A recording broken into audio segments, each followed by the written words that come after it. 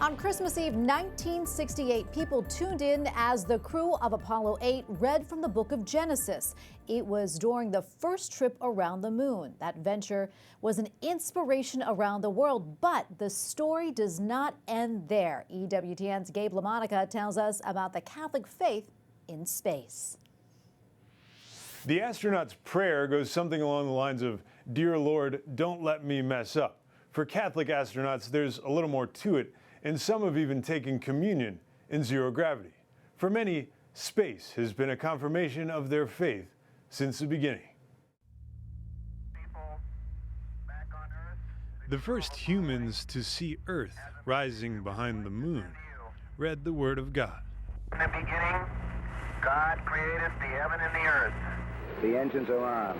4, 3. That 1968 Apollo 8 mission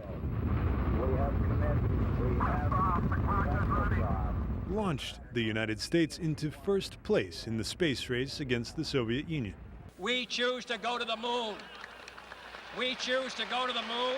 A milestone in a national journey spurred on by America's first Catholic president.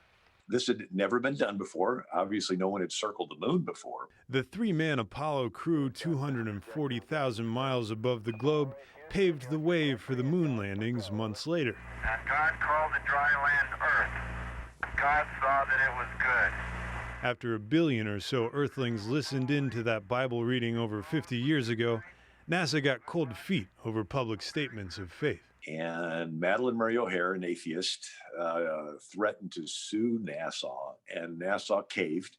And after that said, any spiritual acknowledgements, ask for radio silence. That doesn't mean astronauts leave behind their trust in God. When you see the Earth from orbit, 220 miles up, and you look in the other direction and see the infinity of the cosmos, the universe out there, with the numberless stars that are in your field of view, to me, it's a confirmation of your faith.